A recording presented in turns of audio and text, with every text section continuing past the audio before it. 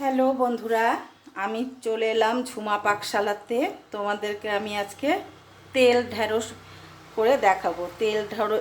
তেল ঢেঁড়স আমি কি করে রান্না করি দেখো, তোমরা সাথে থাকো আমার।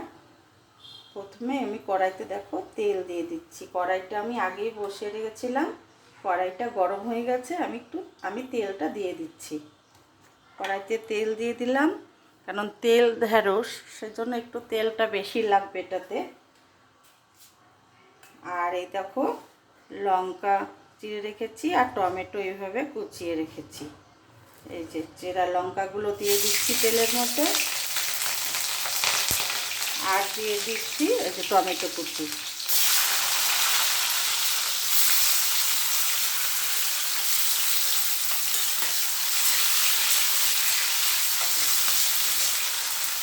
এবারে দেখো ঢেঁড়সগুলো আমি কেটে নিয়েছি। এই যে এরকম করে এই সাইজের ঢেঁড়স এইভাবে একদম গোটা গোটা রেখেছি, আর মুখটা একটু একটু করে চিড়ে দিয়েছি, অল্প অল্প করে যে চিড়ে দিয়েছি মুখটা। এবার আমি ঢেঁড়সগুলো দিয়ে দেবো তেলের মধ্যে। ঢেঁড়সগুলো দিয়ে দিলাম।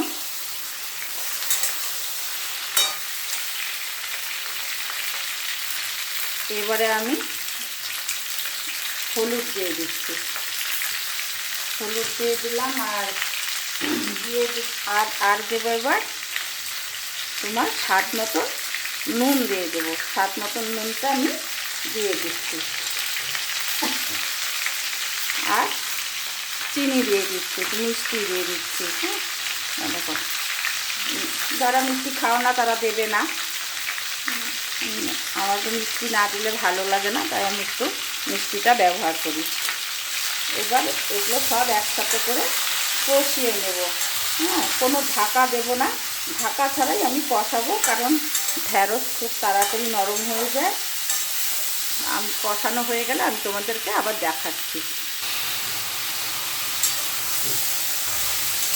এবারে আমি গ্যাসের ফ্লেমটা কমিয়ে দেব। কমিয়ে দিয়ে আস্তে আস্তে করে কষাবো।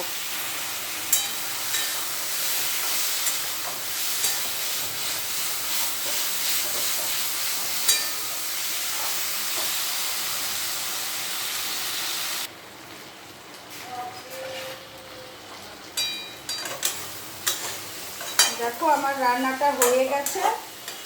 এবারে আমি একটু ধনে পাতা দিয়ে দিচ্ছি। অল্প ধনে পাতা ছিল ঘরে, এই ধনে পাতাটা আর একটু হলে ভালো হতো, তা আমি অল্প ছিল, ওই অল্প একটু দিয়ে দিচ্ছি ধনে পাতা আর কি। ধনে পাতা দিয়ে আমি এবারে বন্ধ করে দিচ্ছি গ্যাসটাকে। দেখো বন্ধুরা, ঢেঁড়সের এই তেল ঢেঁড়স কেমন লাগলো তোমাদের?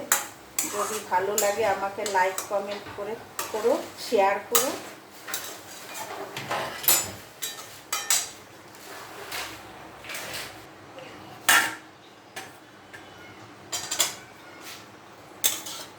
নামিয়ে দিচ্ছি, দেখো নামিয়ে দিলাম। এটা রুটির সাথে খেতেও ভালো লাগে, রুটি দিয়ে বেশি ভালো লাগে খেতে। যাই হোক, তোমরাও বানিয়ে খেও। সকলে ভালো থেকো, সুস্থ থেকো।